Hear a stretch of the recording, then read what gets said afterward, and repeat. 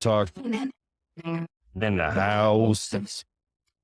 We're not in Oakland, bitches. We're in San Francisco. Hell yeah. Mission District. That's right. Mission District. What's up, boys? How you doing? Fucking great. Welcome to Sous Talk. Piglet yeah, SF in the house. Piglet&Co. What's up, chefs? Oh yeah, you know, it's a beautiful day. Yeah, so you guys were in here prepping all day today? All day. Yeah, are you closed, what, 2 days a week? Sunday night and then Monday, Tuesday. Okay, so you do Sunday lunch?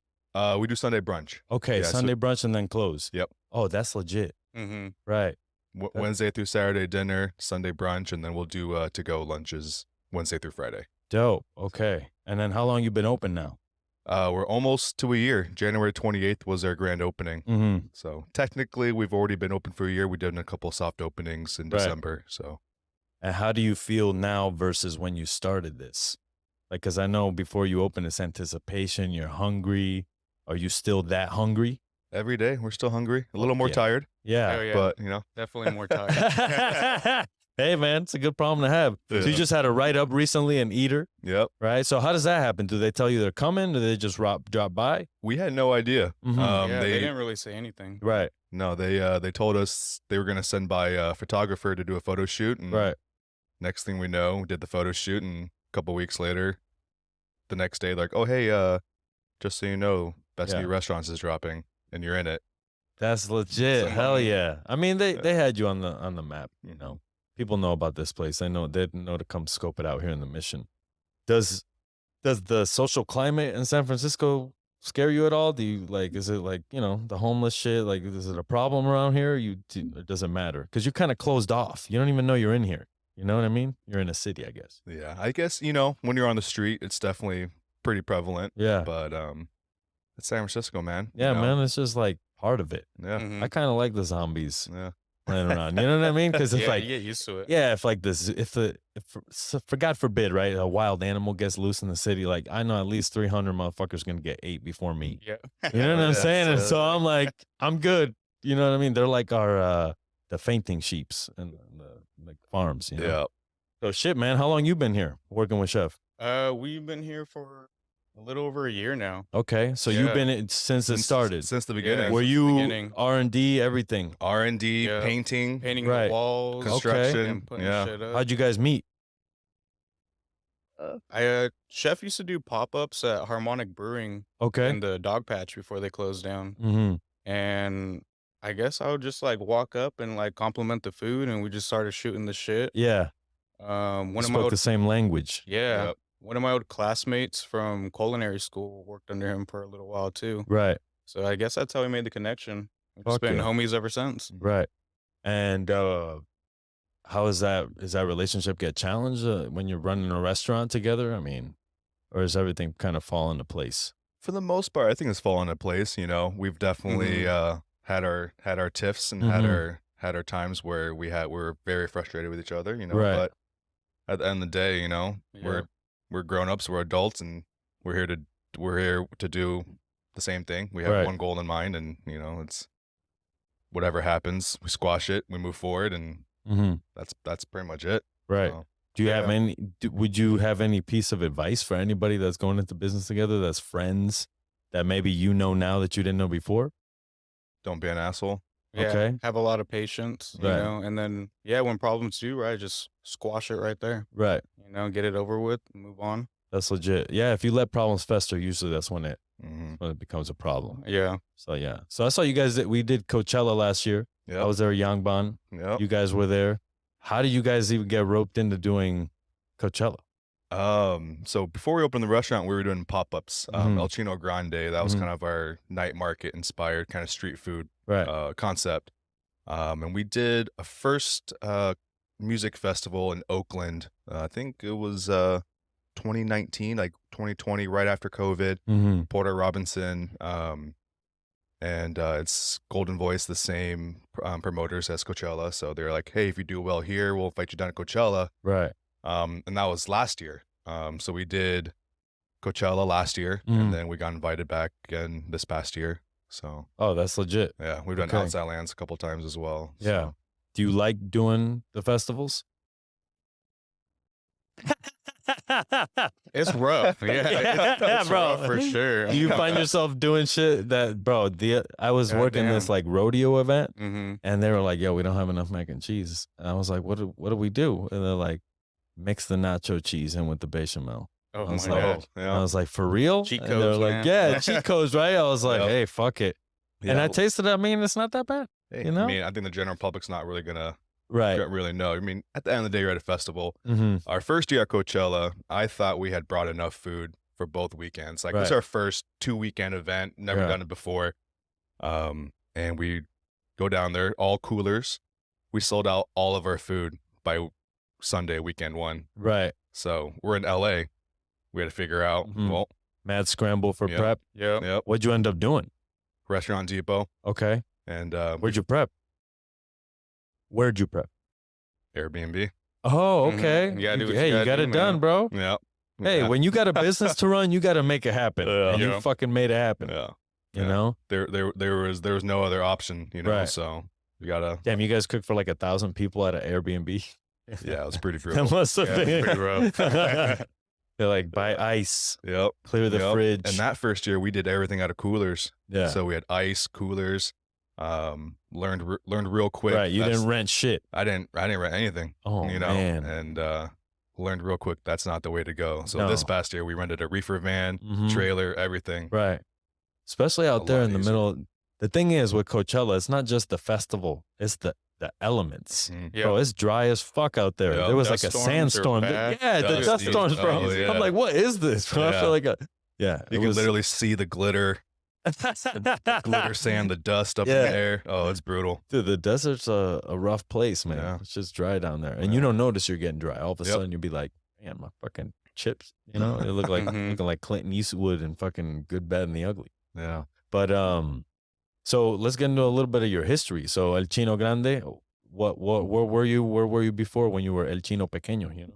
I don't think I've ever That's been. a good one. I don't think I've ever seen El Chino Pequeño. Don't tell that to your He's been dishwasher. big Bro. all Don't his never life. live it down, bro. There's some jokes you don't share. Yeah. You know. Yeah. No, I've never been El Chino. I've always been big. Yeah. You know, I was born here in Berkeley, Bay Area boy. Dope. My dad was with hotels. He worked for Hilton for a long time. Okay. So we kind of moved around a lot as a kid. All right. Lived in the Bay Area for a little bit until I was 8. Moved to Chicago there for a couple of years, Arizona for a couple of years, graduated high school from Indiana, Yeah. of all places, and then back to California, lived in Hawaii, went to UH. Were you cooking this whole time or no? This was all before high school. Okay. Yeah, All before high school. Okay, all before got high you. school. Yeah, So you shouldn't have been working. well, All right. or so they say. Yeah, right? or so they say, right? But professionally, no. One of my first restaurant jobs was actually here in the city walls in culinary school. Worked there for a little bit, and then decided to focus more on school. Right. And then I moved out to Hawaii for my externship. Worked for Alan Wong's. Was there for about a year and a half. Came back. Kind of didn't know what I wanted to do. Originally wanted to open a restaurant. Thank God that didn't happen 15 years ago. You know, I didn't know what I was doing. Decided I needed to cook again. You know, was a chef at a hotel for a little bit. And then I think one of those things where I realized I jumped into a sous chef position, management position too early. Right. You know, I needed to kind of go cook again. So, Right. What was the realization? Like, what was the moment that you were like, oh, managing a team, right. managing a whole hotel kitchen, Right. everything. I didn't know what I was doing.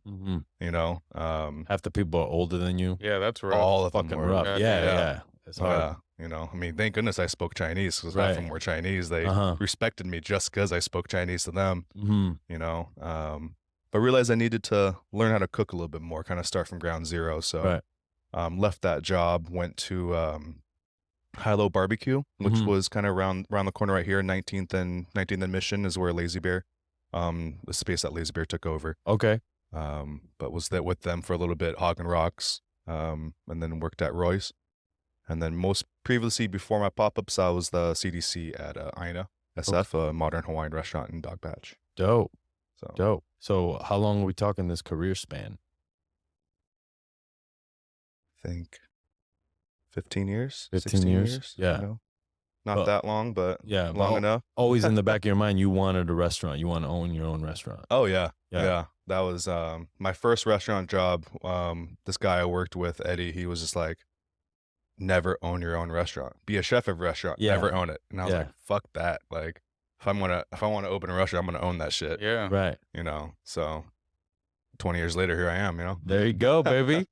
Do you think there's plans for more restaurants? There's always plans for more. Mhm. You know, we have different concepts that we want to do, but right. I think number one, this is always going to be our baby. It's your and baby, We yeah. got to make sure we take care of this. You know. Right, So, right. For sure. Yeah, that's a lot. What happens is people open a restaurant and they're like, let's open another one. It's like, it's not a baby. You know what I Mhm. mean? It's hard work and it takes a lot of people Yeah. to just like sustain the shit, you know? Especially out here in San Francisco. Yeah. Like there's a whole nother animal down here. Like, Oh yeah, most definitely. yeah, it's different from, you know, when I worked in Napa, just the trash, Mm. you know, the rules and all the shit you have to follow, like that people don't think about. They come in here and they eat dinner, whatever. They don't have to think about that shit. But I'm like, those are the things you don't think about as a chef. You're like, Yeah. I'll just own a restaurant. What about the fucking trash schedule? Bro? Yeah. You know, it's like the unpretty shit of the industry that you have to do in order to Mhm. survive, for sure. And you know, they always talk about in SF that business isn't what it used to be. Like, what is your take on that? I mean, you had a year, you're still here, you know? It's definitely been hard. Mm-hmm. You know, I definitely think that there's less diners willing to pay for that experience, Right. you know, who are actually like culinarians, who are true foodies and want to experience a restaurant for this food. There's definitely less of them around. Mm-hmm. For us, it's been very up and down. You know, we've gone from the opening hype, super, super busy, Mm-hmm. fully staffed until, you know, after summertime, it dropped down significantly, Mm-hmm. scarily. We had to, you know, run skeleton crew. There's plenty of nights and days where it's just me and Eddie on the line. Yeah. Yep. You know, I Split think, like 16 dishes. I get 8, gets 8, Mm-hmm. bust it out. Mhm. Roll out. That's Yeah. tough, man. Got to Yep. do it, man. Yeah. Hell yeah, you do. Yep. And Yeah. then now after that article, you know, we've been firing on all everything. You know, Mhm. we've been busy. You know, Right. so Mhm. our goal now is to make sure we keep those people coming. Mm-hmm. You know, make sure we live up to that hype. Right. So And how do you market? Do you have a marketing team? Do you like do everything on social media? social media, my partner Marcel, Yeah. she runs the social media. She does Mhm. everything. That's just us. You know, Right. we have no investors. It's just myself and Marcel, Right. and we do everything. So how long did you do the pop-up before you opened the space? We started in 2019, so Mhm. 3 years. Okay. 3 years of doing the pop-ups Right. every single weekend, private dinners, pop-ups, you know, Mhm. by myself. I know how Yeah, that is. literally. First Coachella, I prepped all Coachella by myself. Oh, that's rough. That was a man. mistake. Yeah, for sure, man. At first, when you're Yeah. like buying the groceries, you're like, fuck yeah. Yeah. And then when you're like Mhm. halfway in it, you're like, oh no. Yeah. Peeling your own garlic. You're Yeah, like, bro, "Fuck, yeah, man, what I get exactly. myself into?" Yeah. Just buy the peeled garlic, my man. Mhm. Oh, Okay. yeah. And I was like, I Okay. want to You make my Nobody's own. gonna know. No one's gonna know. No one's gonna know, man. You Yeah, know? yeah. That first Coachella, man. After I unloaded everything from Depot, I'm looking at kind of like what I have. Mm-hmm. Looking at like 3 cases of cucumbers, 3 cases of like a ridiculous amount of mandolining I needed to do, Mm-hmm. and I paid by the hour at that kitchen, so Right. I paid a lot in the rent that week. Oh, damn. So Yeah, that's you gotta crazy. do it, man. Yeah. And so, Eddie, where are you, man? What's your story? Well, I was born in a small town called Tulare, Okay. a small farm town, really big in agriculture. You know, kind of didn't really appreciate it until I got over and then became a chef. And now when I go back home, and I just realized like how abundant it is. Yeah. Culinary school, I went when I was 19. Mm-hmm. I graduated from high school early when I was 17. just How'd you kinda do that? Independent studies, man. Fucking Oh, cheat code right there. there you go. I know. Well, when you're in a farm town, you ain't got shit to do. Like, Yep. I was just, fucking- smoking weed, doing my homework Yeah. at home. But yeah, I was able to graduate early. Really wanted to move to San Francisco, so I made it out here on my own. Yeah. Took the Amtrak, one suitcase. One way? Yep, never looked back. Do you Had to know make it anybody out happen. here? I did not. So where'd you stay? Actually, I had a friend where his aunt rented me an apartment, Okay. and that's So how I you- got on my feet. Right. And then from there, I just Where'd you balls to work the at? wall. My father owned a flower shop Mm-hmm. my whole life, so I started on the flower market, Okay. and then found my way into the local cafe there called Bocelli's. Mm-hmm. We'll just spend a couple of days in there, and then started applying for culinary school. Made it into Le Cordon Bleu, which Yeah. was it California Culinary Academy at the time? CCA. Oh, Yeah, okay. Chris actually Got went to the same you. culinary Mhm. school. Dope. Mm-hmm. I think it's not the same one that Raquel was talking about on the podcast, is it? No, I believe hers was a more private school, Right. like very small. Okay. I Did you get believe- any of that Le Cordon Bleu money? Oh, you did. Okay, hold I on. Let's got- talk about this. I got How much? all my loans paid back. You got all your loans paid back. He got Mhm. everything. Like Yeah. they just give you a lump sum check. Oh yeah. Damn, bro. So what Mhm. was it? What was it? What'd they do? What happened? Did they tell you? He knows more about it. Well, I think they were in a lawsuit for just like lying to people about job placement. Yeah. And I think that's where it really went like astray. And Right. I remember they would just accept like seniors and just to be able to take their money. It was pretty wild. I went to culinary school with like an 85-year-old guy. I was like, man, how is he here right now? Shit was so wild. Wait, did you have to help him? Like, did he keep Oh up? yeah, I Like, remember it was quite scary being in class with him, like especially on butchery day. you're like behind. It's like shaking with a big old mallet in his hand. I'm like, oh my goodness, we gotta get this guy out of here. So okay, so I can understand why. Yeah, And then they had the lawsuit. Did you sign up for anything, or did you just get a check in the mail? yeah, it was called the Borrower's Defense to Repayment Program. Mm-hmm. It took a couple years, but since Le Cordon Bleu was in the lawsuit, you just get approved right away. Right. No hassle, really. Damn. Yep. They got one for Facebook right now. Oh Sometimes wow. I see it. Yeah. Like, did you use Facebook from these years? I'm like, yeah, of course. Oh yeah. But you know what they'll crazy. do? They'll just shadow ban your shit. They're like, why Mhm. would we push your Oh, yeah. podcast? You know, you can't fuck with them like that. So you came to the city. You were working flower shop, cafe, Mm-hmm. and then where was like that after culinary school? Where was like your first like, damn, this is a kitchen? I got really lucky. During my externship, I found a small little Italian restaurant called Seven Hills, Mm-hmm. and the chef at the time, his name was Tony Florian. Just got done working for Michael Tusk. So Okay. very hungry guy at the time. Really wanted to make a name for himself, and he really taught me everything I know. I really owe that guy a lot. Mm. Butchery, working with the seasons, pretty much everything. Mm-hmm. Charcuterie, everything that you can think of. Damn. How long you stay with him? I stood with him for almost 5 years. Mm-hmm. Yeah. Got it. Where's he at now? It's still at Seven Hills. Still at Seven Hills. Mhm. Okay. Got you. Got to go check that place out. Got to have him on the show. hmm For sure. Is there others like you? Like that he was teaching at the same time? No, I'm the only one. Got you. Yeah. Okay. Heard that. And then after the 5 years, why'd you decide to leave? I left in 2019, right before the pandemic, Mm-hmm. because I wanted to start doing taco pop-ups. Okay. So I was trying to go heavy into that, but kind of just wrong timing. Pandemic hit. Mm-hmm. Kind of really had to think about what I needed to do. Mm-hmm. I started working at the Morris under Gavin Schmidt. He taught me a lot too.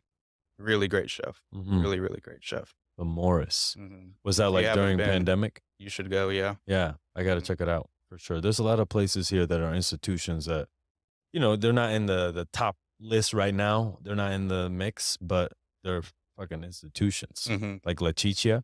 Mm-hmm. Delicious fuck Italiano food. Like, Is that place damn. still open? it changed ownership. Changed ownership. Yeah. Oh wow. But honestly, like all the cooks were still gonna be the same. Crazy. A homegirl Zara from Burdell, she used to be the like GM there a little Mhm. bit, or like part time or something.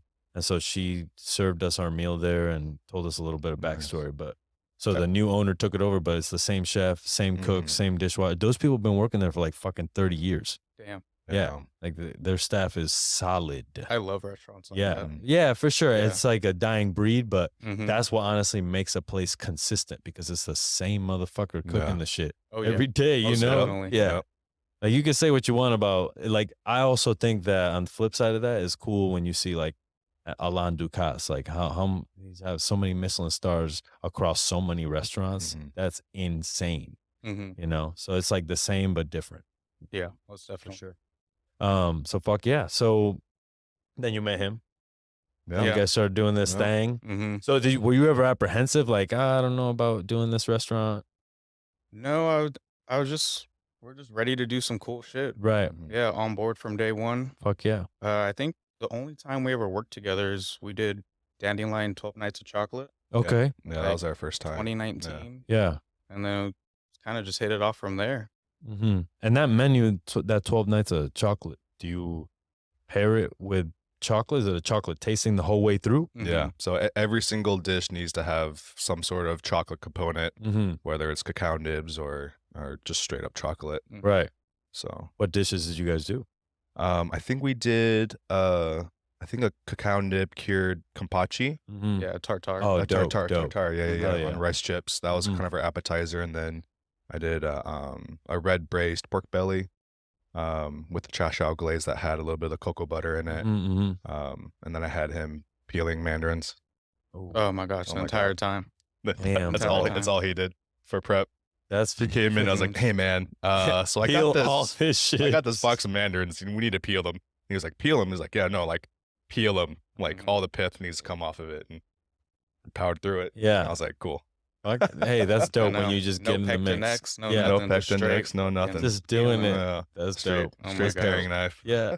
Bro, I had this dude named Eloy who I used to work with at the restaurant in Meadowwood. And we did an event at Charter Oak with Sean Brock. And Sean Brock was like, all the biscuits need to be made to order. So this dude never made a biscuit in his life. And he made 600 biscuits. And like, yeah, and like batch after batch, he would bring it to Sean, and Sean would be like, no, make them again. And like, yeah, it was like serious. Like we were going down on biscuits, but he was like in the butchery room at Charter Oak. And just like, I walk in there, like, be like, yo, where's the shit? Flour everywhere. So I'm just like, poor guy. I'm just like, it's okay. Stay in here. Just do your thing. Just man. stay in here, bro. Make them biscuits. Yeah. That was one of the hardest services I've ever been a part of. What was one of your hardest services, like that you remember to this day, where you're like, "Yo"? I staged at the Leadberry when I was a young cook. That fucking kitchen is crazy, hardcore. Man. Oh my god, downstairs. I was there for like 3.5 weeks, my entire stage. Yeah, and like every day, worked directly under the pastry chef. Every day, the guy would just fucking nail into me super hard.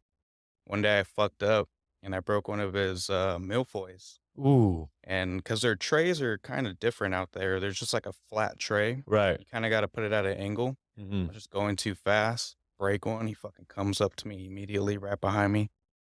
Fuck did you do? Fucking pushes my head into the rest of the milfoils. I'm like, fuck. I want to go home. I really like reconsidered my career at that. Like, am I really meant for this? Yeah, dude, that's a hardcore kitchen, man. Dude, like they fucking turn out some really good chefs, though. They really do, and the food is just beautiful. Yeah, it's like all plated a la menu. Yeah, it's every all single plate, and like it's like grand plating, fucking crazy landscape plating. I really dug my meal there. Yeah. That's legit. Okay. Did you go there after the pandemic or before? No, way before. Right before, actually. 2020, February. Oh, nice. Yeah.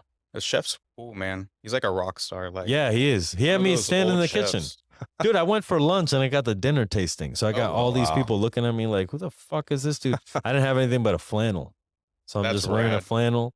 And then he's like, yo, styled me out, brought me down in the kitchen. I had my dessert in the kitchen. And I just stood there for like 20 minutes and filmed as he did service. Dude, that's so badass. And like it was a fucking dope ass experience. And I still have it. I think I had it on my Facebook for a long time, but they had this fucking cowboy steak that was just thick and yellow, you know, that yellow fat. And just like a shit ton of pine needles underneath it, and then just like torched it. mad yeah. pine smoke. I was like, damn, that's fucking fuego. It was That's a classic there. When I was there, Yeah. they were doing same dish but with maitake mushroom. And they would like lay lardo over it. And then oh, the okay. heat from the coal when it gets taken up to I the had that dish, table. bro. It was That pretty shit- good. Yeah, yo. Pretty good. Damn, you're bringing back some memories. That's Mhm. fucking crazy. That was a great journey. I ate at mad restaurants that trip. I ate at fucking what's this, a Sushi Tanaka spot, Oh, restaurant okay. AT. Okay. Yeah. That shit was crazy. And then afterwards, I like made friends with the couple next to me, and he's like, "Yo, we're gonna go to this natural wine bar." And so I'm like, "Yeah, whatever." We hop in the Uber. We get there. He's like a celebrity. Everybody's like, "Oh my god, it's sushi!" Like people were like at the car, like he's like Damn. J-Lo. I'm like, "What the fuck That's is so going on crazy. here?" Yeah. That's pretty awesome. And his bro opened up this wine shop because he didn't like any of the DJs in town, so he just wanted to play his music. So he just opened a Nice. wine bar for that reason. I'm like, That's fucking rad. legit. Yeah, it Nice. was fucking dope. And at that same bar, I met Wendy Lin, who is a writer in the UK, very prolific writer in France. And she used to hang out back in the day with Anthony Bourdain Oh, shit. and Andrew Zimmern. Back when they were on drugs and shit, you know what I mean? Like, Damn. so like Mhm. back That would've been a in cool the time day. to know Yeah, that. for sure. Yeah, back Damn. in New York, you know? Crazy, man. Crazy history. Mm-hmm. How about you, Chef? Hardest service you ever had? Oh man, I try to block them Forget out. about them? Yeah, Yeah. little PTSD. Yeah, for sure, man.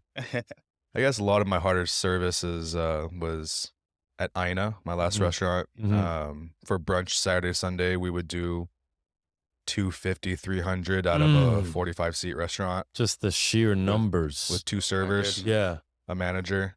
I'd run outside expo, make all the drinks, make all the coffee drinks, take the counter with the full line. It's like It is- turning it 6 times. Oh my right? goodness, Yeah. it was 6, 7 like times. every weekend. It was brutal. God bless you, man. Yeah. Oh my god. But usually the harder services, I try to blank Yeah, that out. you Blank know. out for sure. It's crazy. One time I got sent home during 12 days. Alinea was there, and I got sent home. And I got sent home with my boy Dalton, who works at Wild Type Foods, Yeah. the lab grown Yeah, salmon. yeah. What do you guys think about that shit? Lab grown salmon. I've never had it. Yeah. I've never Is had it it. healthy? Like to I mean, I think it's healthy. eat it? For me, I don't hate it as Uh-huh. part of like, but don't sit there and tell me that it's to like feed a need for salmon. Like Right. motherfuckers just need to Right, stop right. eating salmon. Yeah. You know what I'm saying? Like we need to learn our lessons and have some Mhm, consequences out here. Mhm. I think, as shitty as it sounds, we deserve an extinction, at least one, and be like, damn, bro, there's no more salmon. We fucked that up. Yeah. Or We can tuna. learn real No. quick, Oh, it's right? It's probably coming soon. Yeah, dude, it's know what gonna I mean? come and it's gonna be inevitable, and then we're gonna have to eat this lab grown shit. And I'm like, Yeah. I don't care how good it is, like it's not gonna substitute the Yeah. real thing for me. Yeah. Never No. be the Yeah. same. Yeah. But the way they make it is crazy because they basically like just double cells Mhm. and then like they grow the fat separately from the flesh and then they like layer it. Yeah. Interesting. Yeah, it's fucking That's Technology, fucking wild. man. I know. That's what I'm saying. I'm like, these motherfuckers got a whole company out of that shit. Mhm. Like, that's crazy. I mean, they got salmon. What's next? Yeah, that's what You I'm know? saying. Chicken, I think. Yeah, I think they're doing chicken. They're doing Chicken. beef. Yeah. Yeah.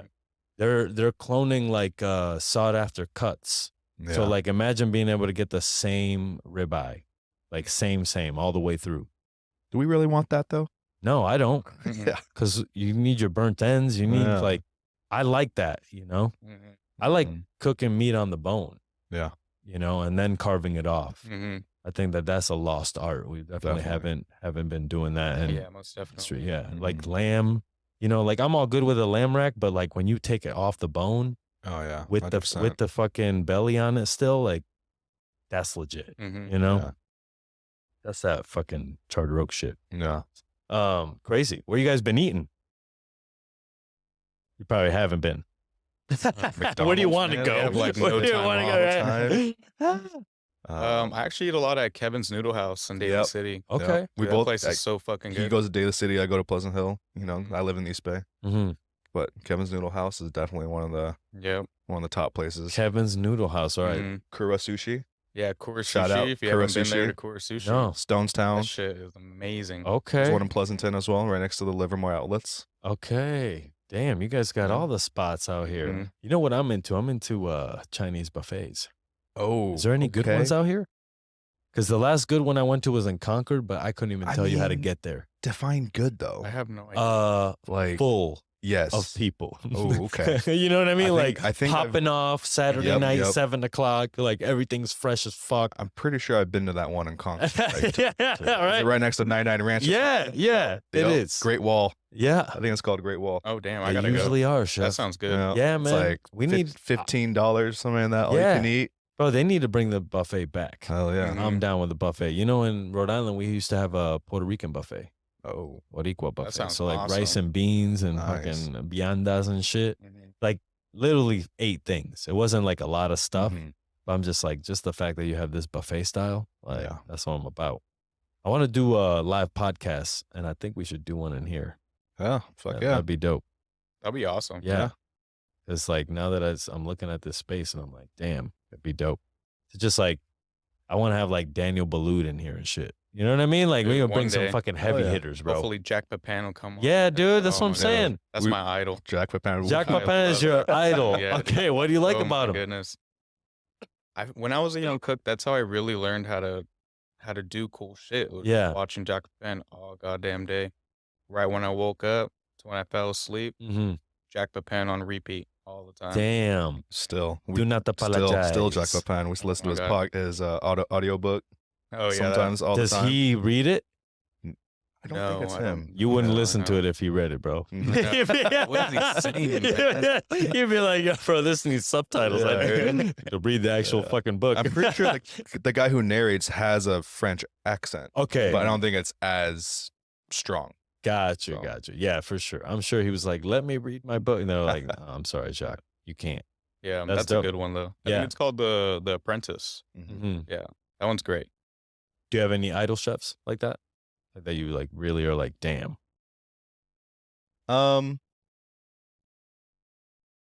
Yeah, you know, I mean, Anthony Bourdain was definitely Mhm. one of the big ones. Yeah. He was the one that I read Kitchen Confidential when I was a little younger, and Mhm. that definitely piqued my interest. Yeah. You know, in the industry. One of the first chefs I worked for, Alan Wong's. He was in Hawaii. Mm-hmm. He's definitely one of my biggest mentors. You know, one of my biggest regrets is I wish I worked for him a little bit longer. Right. You know, but I definitely take a lot of what he taught in the short time that I worked for him, Mhm. definitely to heart every single day. So Hell yeah. Yeah. I mean, this business is built on mentorship, you Mhm. know, and if you don't have that, then we don't get nothing. Yeah. And that's like, sadly, I think that went away for a while. Like when it became about just the solo chef, the one guy and the, you know, the Mhm. name on the door. And then all those people became personal chefs, yeah, you know? Yeah. Slowly coming back though. You Yeah. know, I see people opening restaurants and shit that I was like, damn, I thought you were out of the game for sure. But Mhm. I think this life is long. yeah, So, you know. yeah. That's also one of the reasons why we wanted to name it Piglet&Co. You know, because the co for us is very important. Is everyone who has helped us get to where we're at. Mm-hmm. You know, every single employee that we have, past and present. You know, we wanted to make sure that they're included in everything that we do. Mm-hmm. The co. The Co, baby. Mhm. Yeah. Co Restaurant Group. Do you ask you this? Because you're El Chino Grande, do you have a group of Chinese chefs in the city that like you guys like is there Oh, no That'd be brotherhood awesome. out That here? would be awesome. Not Like the Latinos really, are like, man. yeah, let's do it, baby. But like, Mhm. you know, Not really. I Yeah. mean, I wish I did. I wish Right. I had more of a bandwidth to be able to kind of put towards that, you Mhm. know, build that community. But you know, sometimes priorities. yeah, you bro. know, I gotta Got a you gotta motherfucking make business to run, man. gotta You ain't make- got time for that shit. Yeah, you know. You know, gotta make it happen out here. I'd love to, you know. I'd love to build a community of Asian chefs, Taiwanese chefs. Not really just chefs in general, you know, Right. of Mhm. you know, our generation. That's something the You Bay know. Area doesn't have right now. Mhm. And I think that's why LA does it better than Mhm. us. Because we don't have that brotherhood. We're not, I think it's because we're not partying enough.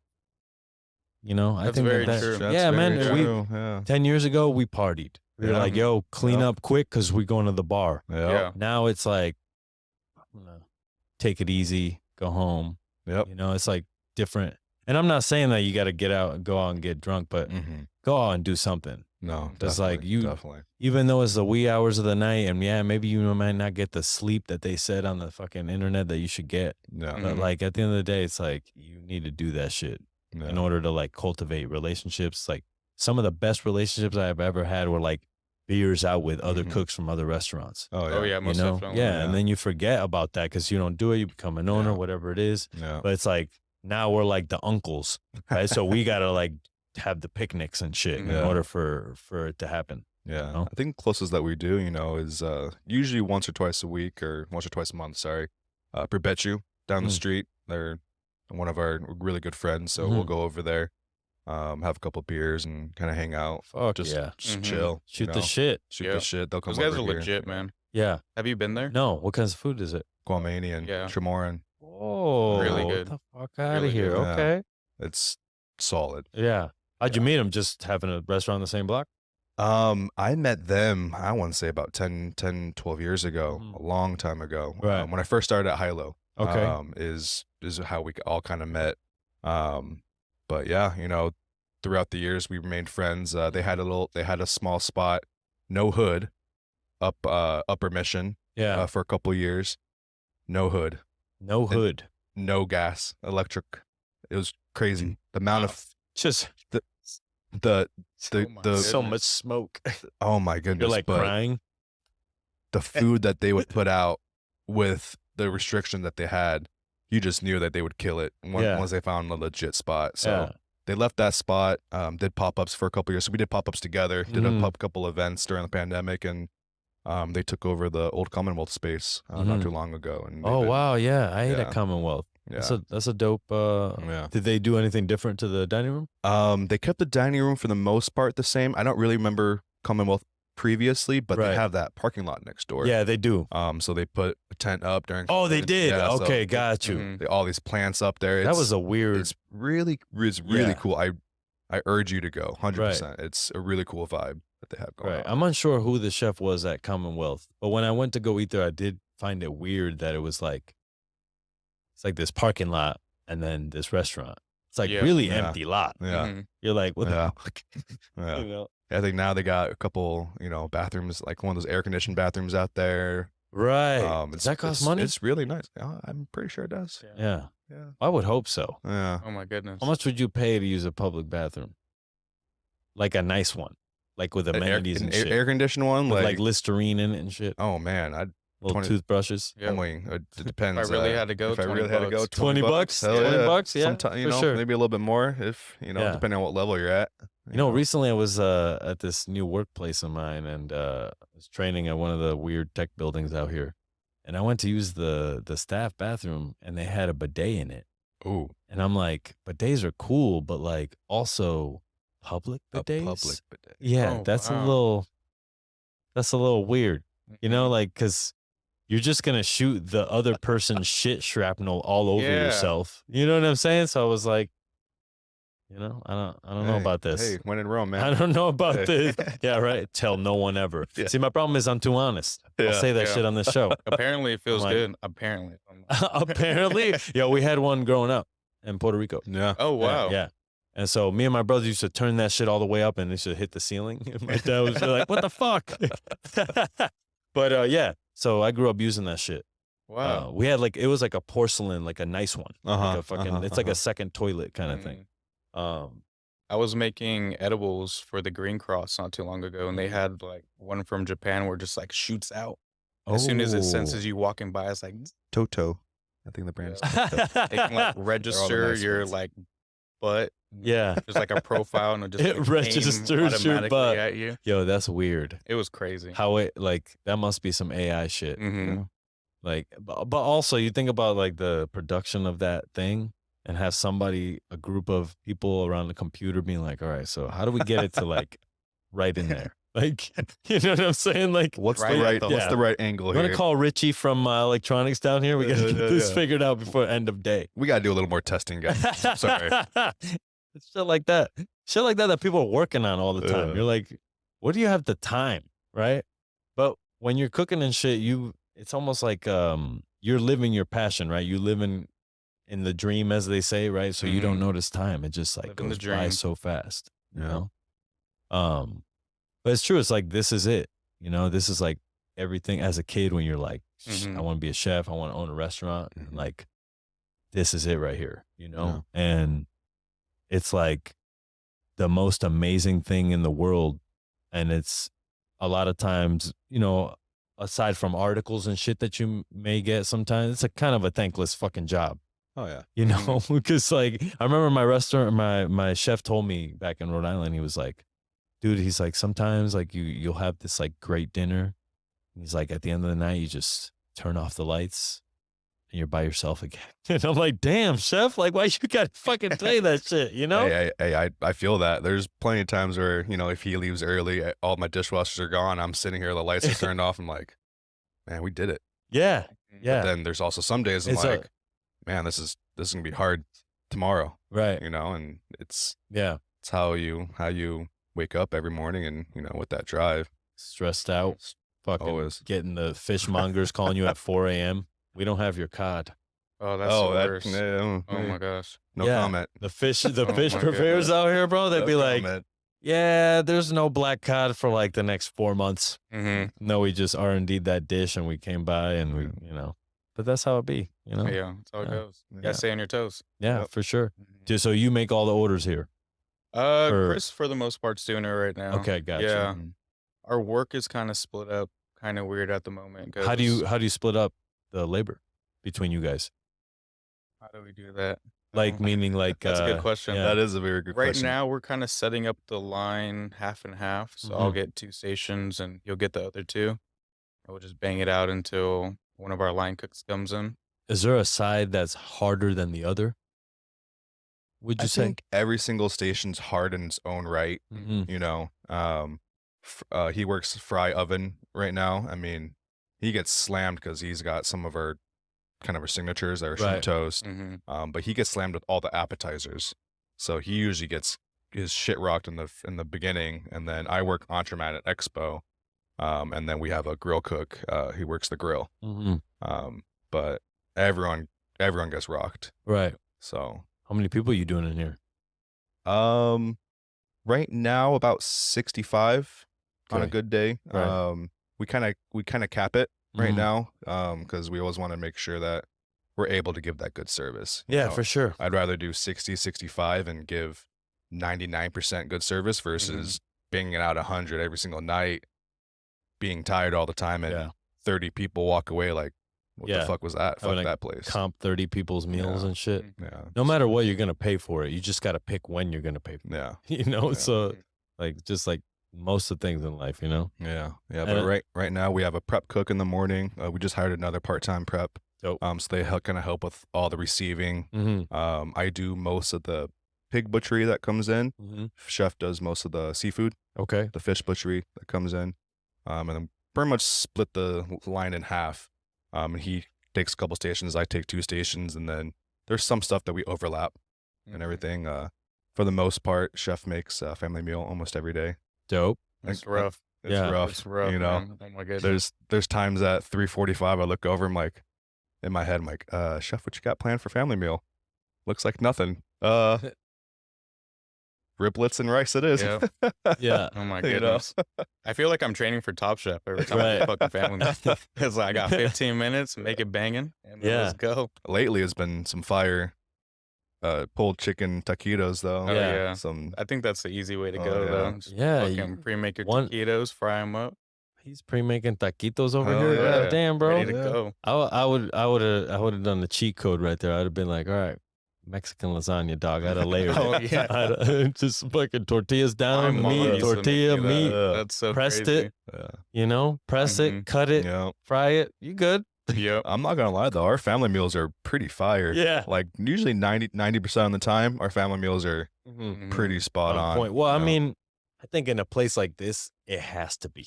Yeah. You know what I mean? There's a couple Yeah. places that I've been to that have bad staff meal. I'm like, kind of makes sense. You know what I'm saying? I'm like Yeah. looking around. I'm like, yeah, makes Yeah. sense.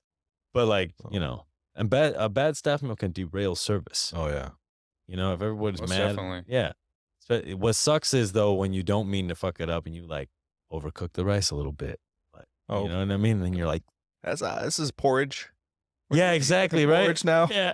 Bro, I had Don't worry about it. It's porridge. This dude I used to work with at Meadowwood, he made fucking, what is that nasty ass soup with the noodles in it? Minestrone. So he made minestrone. Not that it was nasty, but he basically put the noodles in the pot and then we went to lineup. And then when we came back, all the noodles had absorbed all the juice. Oh my god. So it was just like Minestrone casserole. Yeah. I was like, look, we're just gonna call this hot pasta salad. Poor guy. I would have been defeated. Dude, literally, he was like the look on his face. He was like, you don't come back from that. No. You just proceed to have the shittiest service of your life and then go home. And that's happened to us before. We're like, oh yeah, let's make a rose caldo, and then we put it up, and then 10 minutes later we look at it and it's like, maybe it's porridge. Yeah. Maybe it's porridge. Yeah. No longer caldo in the rose. Keep the rice separate. Caldors. Hey, it happens, baby. Crazy, man. So do you guys have any collabs coming up? Any chef collabs? Right now, not yet. We're talking to a couple of our homies. Right. Talking to a couple of people down in LA as well. Okay. I always wanted to have him be the first collab with his Taquero Eddie, baby. Taquero Eddie. Yeah, I'm trying to bring it. Yeah. Let's talk about your taco concept. Like, what's the name of it? Like, what do you got?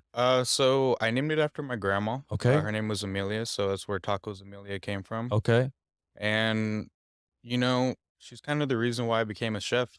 She started off as like having a tortilla company, and then later on in her life, she opened up a restaurant, and I just wanted to carry that legacy, So saved up all my money when I was a young cook. Hacienda had just came out with their Molino, so I was like, made that a #1 goal to purchase that Molino and just try to get it rocking. Yeah. But been stumped twice now. First was a pandemic, and then I started to help Chris open this restaurant. I kind of left it behind for greater purpose. Right. They'll come back, baby. So explain your tacos. What do we got? What's so 2 tortillas, 1 tortilla? I was doing fried tacos for quite a while there. Okay. Make my own masa, trying to do multiple types of masa for each taco. Okay. So I'll try to do like cool designs, like let's say one taco, half of it was white, half of it was blue. Okay. Just trying to make it, fun. Right. And also really good, We're doing taco pop-ups at local breweries like Speakeasy and Harmonic. Just trying to serve the people, I think that's all I really want to do. And then hell yeah. Do you want to have a restaurant, you think, or you want to have a truck, a cart? Like, what do you want to do? I've always wanted to be like these guys out here in the Mission, just slanging fucking cooking tacos. on a fucking sheet pan. Hell yeah, bro. Hell fucking yeah, man. slanging That's what I'm tacos talking for about. drunk people. People who like really appreciate good simple food. Yeah, one day, hopefully one day. So they be getting attacked now. Yeah, I see it all the time. Crazy, I'm like, right? what's going on, man? I never I look at them. I'm like, nah, they don't inspire anger. I don't want to hit them. You know what I mean? They got like what is it? Bacon covered hot dogs and shit on that sheet pan. Oh yeah, danger Like, dogs. bro, Baby. they do more on that sheet pan than some chefs do with like all yeah. clad pans. Oh yeah, you most know? definitely. Yeah, for sure. And you see them setting up early too. Sometimes if you leave the show early, they're out there for like 2 hours before the shit ends. I've seen those guys at Restaurant Depot loading up those carts. Yeah, Stacked one cart full of hot dogs, one cart full of onions, one cart full of buns, and this dude probably had like 20 carts around the city. Yeah, and just prep everything, and that's crazy. It's nuts. Bro, if you don't get to Restaurant Depot before 6, you're not fucking getting out of there till 9:30. So long. Yeah, bro. Goodness. You got to get there early and like know where everything is. You got to know everything. Yeah, is, I think they change the shit sometimes. They change where things are. Yeah. Damn. Just to fuck with you. Yeah, right. Just to fuck with you. Sometimes you be in there and you be like, that's where they get that. Yeah. You seen that robot server that they got now? The robot server. Yeah, it's like a thing. It's like a thing that'll wheel things over to the table. Oh yeah. Like hot pot. Yeah, put like the plates on it and shit. Yeah. Oh yeah, I've seen that. They have one of those at Kura Sushi. It brings your drink. For your drinks. Yeah. There you go. You thinking about one for here? It sings a little song for you. If you had a piglet face. Yeah, there you go. And That'd that'd be be kind of awesome. creepy. Yeah, it'll be a little creepy. They're a little annoying. They get in the way, Right. you know. Yeah, right. And then you can't talk shit about it. Mhm. You know what I This mean? fucking thing. Yeah, right. That's so Fucking funny. wheels over there in the way again. Yeah, right. Motherfucker. Crazy. So, fuck, guys. You guys are tired as fuck, ain't you? Oh my god. You guys have just been here all day. And We've then you're been like, this working motherfucker. like 6 days a week for the past over a year. Yeah. Right. The whole year. Yeah. Yeah. We work 6. Is the goal to get this place like staffed to a point where you can kind of step away? That's always the goal. Right. Yeah. You know, right now it's a little hard for staffing, you know. Mhm. I've asked everyone, you know, everyone's going through the same thing. Everyone's Yeah. hiring. You know, you'll get, What do you think it is? Because I think it's like this city specifically. And it's almost like the lower rung cooks around here have like a little bit of a union going on. Mhm. You know, it's not official. It's just like an Mhm. unofficial union. And then they're like, yo, just go over here. They pay you $2 more. 100%. You know what I mean? It's been like Yeah. that. There's no loyalty, Yeah. you know? That's why it's so hard to find somebody, you know? Yeah. When I was hiring at that restaurant I was opening, this motherfucker came to the door with like a dirty wife beater and no shoes on. Yeah. And he was like, yo, give me a job. And I was like, no. And he's like, but I'm really good at cleaning. I'm like, yeah. no, you're not. Can't clean You yourself. know what I'm saying? Yeah, man. I'm like, Yeah. what is this? You actually think you can come Yeah. here and get a job like that? I'm sorry, man. Like, I would if I could. Yeah. Well, I feel that's the Mhm. thing with loyalty, you know, like a lot of these cooks these days don't stay around to develop that loyalty. You know? Right. Our only line cook right now, he's been with me 3 different restaurants. He's cooked for me for almost 10 years, 10, Mhm. 11 years, Yeah. you know, so, but we take care of him, you know, he's like family to us. Right. and Amazing it's cook. Amazing cook, Amazing. you know, and it's one of those things where it's like, you know, I'd love to have people loyal to us, you know, like want to stay with us Mm-hmm. for a long time, but you know, you can only change what you can change. Right. You know, like when we first started, I was one of those things where it's like, I'm not going to yell. I'm not one of those guys, you know.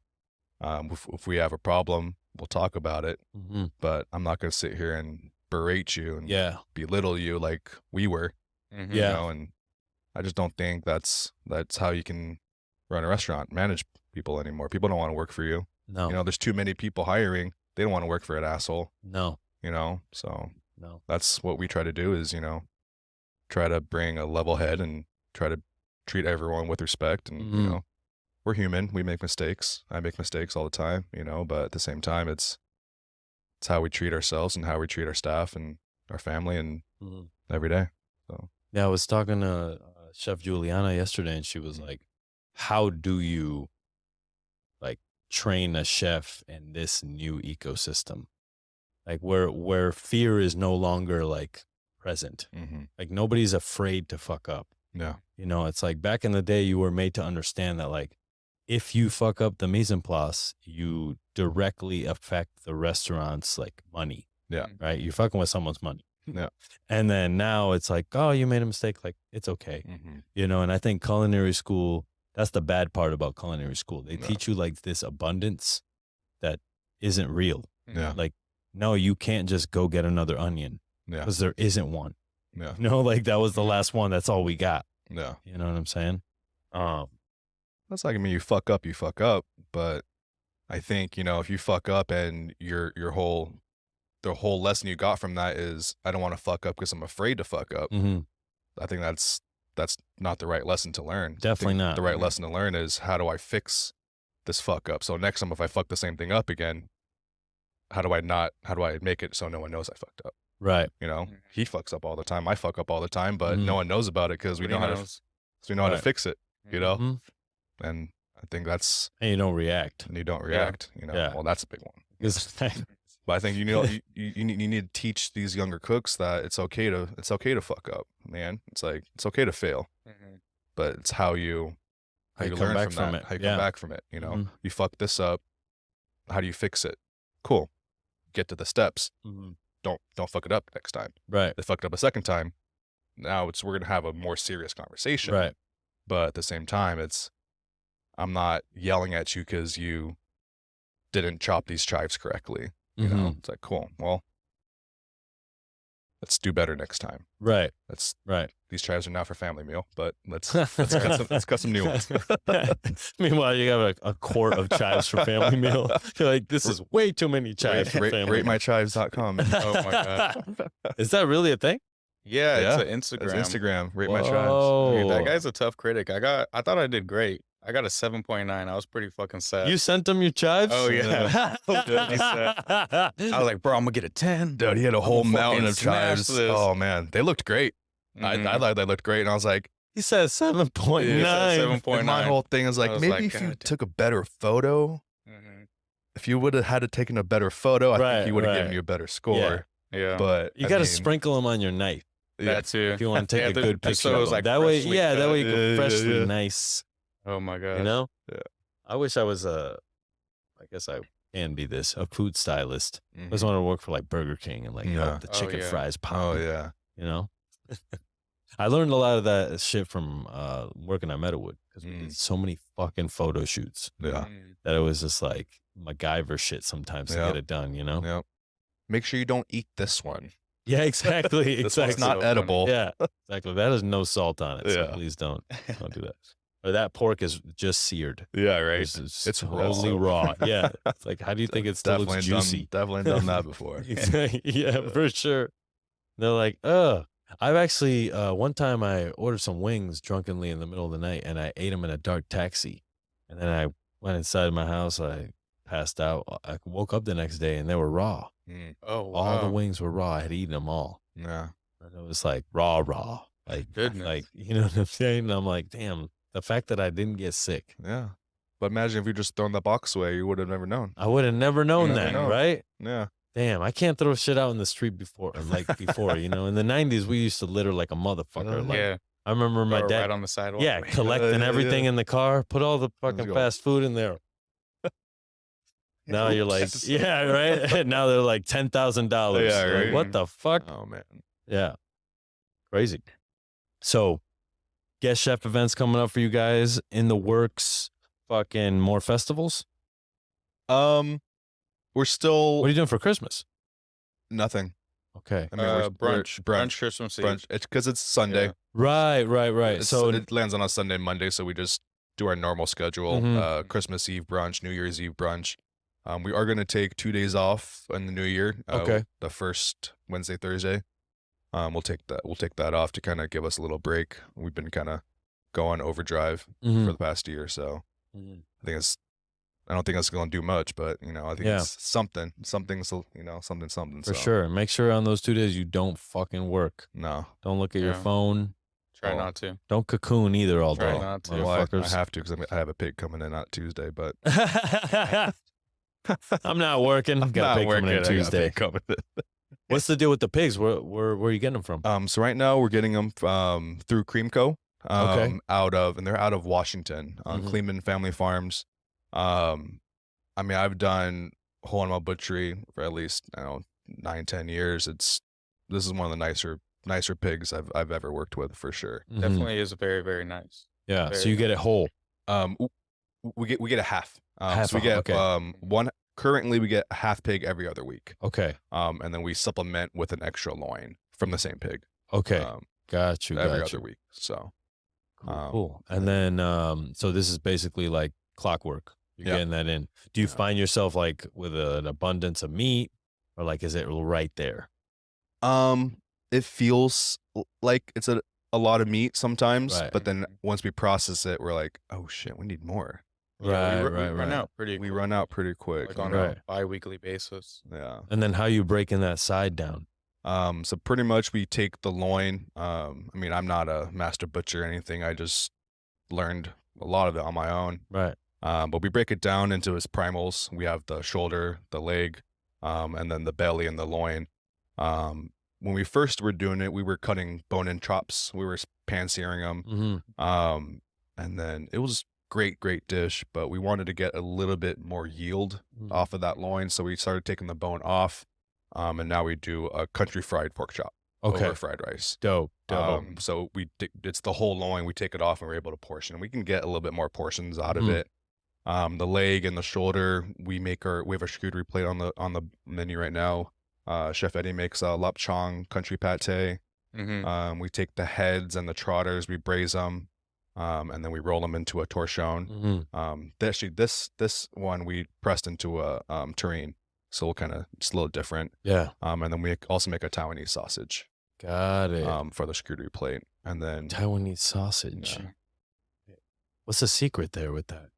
5-spice rice wine. Okay. A little bit of magic.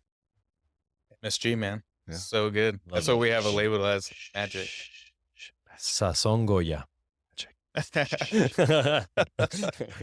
Hey, that'd be a good fucking sausage. Yeah. Yeah.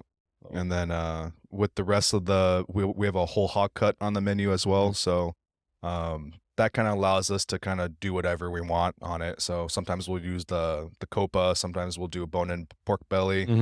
Right now we're going to be transitioning into our winter menu, so it'll be pork noodle soup. Okay. And we have pig heads torchon going on for this week for that. So damn, pig head torchon. Okay. So you guys are getting down. trying to. Yeah, Yeah. trying to do cool stuff, man. Yeah. You I know, hear that. no regrets, no apologies, you know. Do you guys find yourself getting more other whole animals in here? Lamb? Eventually, Yeah. definitely. hopefully one day. I want to do lamb. I want to try to get some wild game in here. What are the laws on that? Can you? I gotta. Doesn't matter. I mean, fucking Skeens did it. I Who gotta. gives I a know. fuck? I gotta do a little research on that. You know. Black bear. I think you can do boar. Yeah, I can do boar, venison. I would love to do bear. Yeah. I don't think that's. I don't see enough venison. Yeah. I wish venison was more of a regular thing. Mm-hmm. But you know, it's a risk. Even with lamb, you put that shit on the menu, not that many people get Yeah. lamb. Mm-hmm. Yeah. You know, and lamb is delicious. Oh yeah, You that's know, my favorite. yeah, I love lamb. yeah. I honestly, I think it's the best meat out there. I don't know about New Zealand lamb. That shit tastes like bass to me. Bass. Yeah, it tastes a little Interesting. fishy. I don't know why. Interesting. I don't know why. I get that every time. I'm like, maybe I'm tripping, and then I'm like, let me eat it again. But it's got Yeah. like this fucking salinity to it. And I'm Use the like, grass they're eating over there. Or it's something, got to be or- something. But I'm like, Maybe. yeah, it's a little weird to me. I always Yeah. get weirded out by it. Yeah. But I mean, lamb and seaweed is good. Mm-hmm. You know, it's just like I made this seaweed pesto with just like nori kombu over the fire, Yeah. Mm-hmm. crisp it up, blend the shit out of it with raw garlic and like Nice. chive oil, super green chive Oh, oil. yeah. And then just honestly, that condiment right there on anything. Yeah. That's just good. Sounds good. Yeah. Pasta, fucking lamb chops. Yeah. God damn.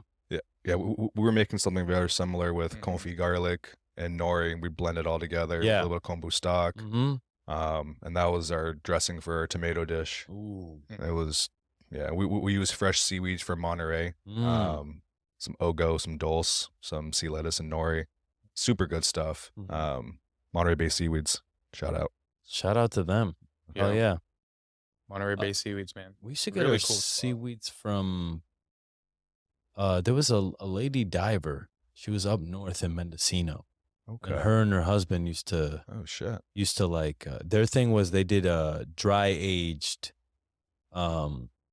wakame and stuff. They used to basically have these wow. like these strings hanging up above the water, Wow. and then they used to hang the seaweed there and like dry it in the sun but above the water. Oh shit. So it's like super like aged wakame is what they Yeah. called it. But sadly her husband passed away, and then Oh, man. after that they shuttered the business. But that was some of the best seaweed I've Yeah. ever had. And it was just these two people that would Wow. like drive down 4 hours to fucking give it to us. Well, that's you know? crazy. Yeah. It's crazy the amount of like artisans and weird like mushroom foragers and shit Oh yeah. that come by. Like, do you get any weirdos coming by here? I guess you're in the city, so it's fucking Not really. it's hard. I you mean, know?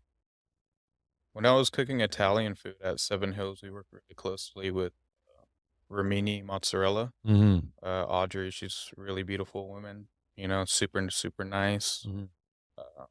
Her and her husband started this small buffalo farm. Started doing her own mozzarella. Her husband actually passed away. Wait a minute. I know that woman. Yeah, she's very, I very visited nice her woman. farm. Yeah, Yeah. yeah. I was in that barn with the water buffaloes. Yeah, and So I then you was like, see damn. the cheese room in there. Yeah, Oh, yeah. yeah, it's All by super herself, wild, man. Yeah, I was like, super damn. wild. Yeah. That's crazy. Mm-hmm. I love that about the food industry. You know, you kind of know people. Yeah. It's like weird, like, oh, you know that sheep herder too? Yeah. You know what I'm saying? So it's like weird shit. But good, man. Hell yeah. So, you know, this show usually do it for the younger cooks, younger generations. Is there any piece of advice you could offer to a 21-year-old cook right now? Like getting in the field, like, you know, what should they do? Where should they go? What is the guidance? Read cookbooks. Read cookbooks, you know. I think that's something that I find with younger cooks that, you know, they don't read cookbooks anymore. You know, I've got a collection, 2-3 bookcases full of cookbooks. You know, I think same thing with Chef here. That it's kind of a loss, I think, in this Amazon era. You know, there's not the physical cookbook anymore. Right. And I think that's super huge. You know, when I was a younger cook, that's what really, not saying I would take recipes from them, but, you know, that's where I got a lot of inspiration from. And it's like, you learn from those cookbooks, you learn from those stories and find out what other chefs are doing. Fuck yeah. Yeah. I think mine would be find a chef where you can definitely learn a little bit of everything. You know, where you can learn butchery, charcuterie, you know, working with the seasons. I think that's very, very important because not a lot of places will teach you that. Mm-hmm. Like when I was doing Michelin star restaurants, you know, I didn't get that type of education. And that's when I was really grateful for, you know, working under Tony Florian, Right. where he really, really like made me like the chef I am today. Yeah. Did you feel like when you got to the Michelin restaurant, was it what you thought it would be? Was it a little bit different? It was kind of a letdown, right? To be honest, yeah. Because you had already worked for this great chef, and even though he didn't have the stars, like he was amazing. Yeah, big letdown, but I really, really still appreciate it. Yeah, most definitely, especially the people you meet. Like when I was working at Californios, I met great people. Yeah, you know, lifelong friends, just banging it out day and night. Hell yeah. And shout out to California. That's about to be an institution out here in the Bay, bro. That was a great chef. Yeah, man. he really is. Yeah, very patient. You know, very understanding. Not a lot of chefs like. No, sure. especially at that level. Like, there's a lot of chefs that are at that level. Like, there's a certain bit of crazy that you have to be. So I'm always looking at the chefs who aren't that. You know, and I'm like, damn, how do you do it? Yeah. You know, I don't know. because like I know me, like sometimes I look back and I'm like, man, like it was hard, but goddamn, I'm thankful that they were that hard on me. Yeah. Because I was a motherfucker. Yeah. You know, I was like, we ain't got to do it that way. Like, you know what I'm saying? And like, motherfucker, do it that way. And when you have somebody telling you like that, you're like, oh, yeah. You know what I mean? We'll do it like that. You know?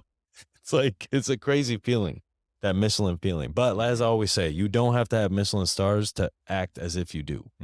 You know what I'm saying? Yeah, it's all about like, you know, even just waking up in the morning, like how you handle your business outside of the kitchen is also important for your cooks, you know. But I want to appreciate you guys for being on the show. Yeah. Thank you so very much. Also, this spot is beautiful. What movie is this? I don't know. We kind of have. What is this like a? Is this like a? I want to say it was Drunken Master, so I don't know if I'm pretty sure this is still Drunken Master.